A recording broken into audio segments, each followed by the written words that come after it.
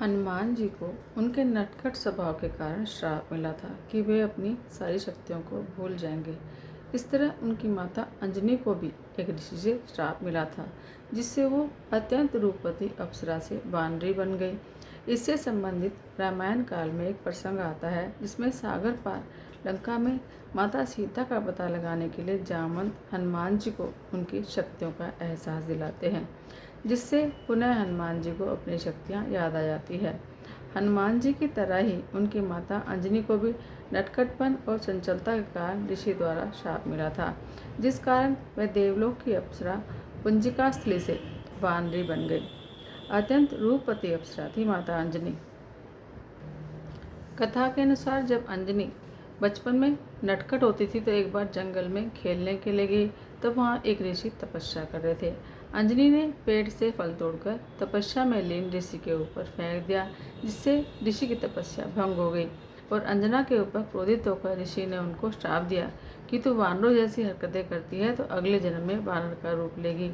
कहा जाता है कि इसी श्राप के कारण माता अंजनी वानरी बन गई। माता अंजनी के माता पिता थे गौतम ऋषि और अहिल्या उनकी माता थी। अंजनी माता अपने पूर्व जन्म में देवराज इंद्र की सभा में अप्सरा थी और उनका नाम था पुंजिकस्थला। बालपन में बहुत सुंदर और बहुत चंचल थी। इसी कारण से उनकी चंचलता से उन्होंने ऋषि की तपस्या को भंग किया और उन्होंने गुस्से में आकर उनको श्राप दिया।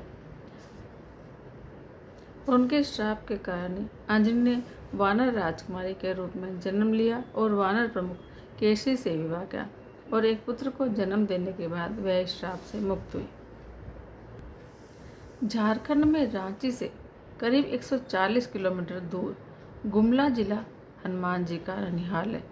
इसी स्थान पर हनुमान जी की माता अंजनी ने लंबे समय तक वहाँ पर निवास किया था, क्योंकि उन्हें कुमारी माँ बनने का और अप्सरा होते हुए वानरी बनने का शाप मिला था। सैकड़ों वर्ष बीतने के बाद आज भी माता अंजनी और हनुमान जी की निशानों के दर्शन वहाँ भक्तों को व्यग्र करते हैं। इस घने और सुनसान जंगलों के बीच में जाना बहुत कठिन और जोखिम भरा है। जो भी भक्त यहाँ पर पहुँचने का सौभाग्य प्राप्त करते हैं उन्हें प्राप्त होती है असीम शांति और ऊर्जा। झारखंड के घने जंगलों में अवस्थित इस स्थान पर अपनी माता की गोद में बैठे हैं अंजनी पुत्र हनुमान। इस वन में कठिन तपस्या करके माता अंजनी ने हनुमान जी जैसे बलशाली पुत्र की प्राप्ति की थी। यहाँ पर रहने वाले जनमानस की मान्यता है कि इस स्थान पर करीब 360 सरोवर और 360 शिवलिंग हैं। जब माता अंजनी इन घने जंगलों में तपस्या कर रही थी तो वह हर रोज नए नए सरोवर में स्नान कर अलग अलग शिवलिंग की पूजा करती थी। पुराणों में वर्णित है कि माता अंजनी को श्राप था कि वह कुंवारी माँ बनेगी, इसलिए उन्होंने सुनसान जंगल का चुनाव किया ताकि किसी पर पुरुष की दृष्टि उन पर ना पड़े। उनके तप से खुश होकर भगवान शिव ने उनके गर्भ से 11वें रुद्र अवतार के रूप में जन्म लिया। एक कथा के अनुसार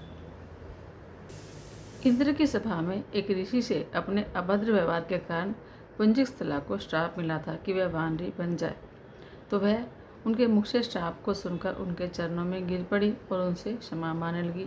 तो ऋषि को उन पर दया आ गई, तो उन्होंने कहा कि वानरी होने पर भी तुम्हारा रूप परम शोभायमान होगा और तुम्हारी कोख से ऐसे पुत्र का जन्म होगा जिसकी प्रभुता और ख्याति से तुम्हारा नाम युगों युगों तक चिरंजीवी रहेगा। मान्यता है कि इस स्थान पर आने से माता अंजनी और हनुमान जी के दर्शनों से भक्तों की सारी मुरादें पूरी होती हैं और संतानहीन दंपतियों को अवश्य ही संतान प्राप्ति का वर मिलता है। जय श्री राम।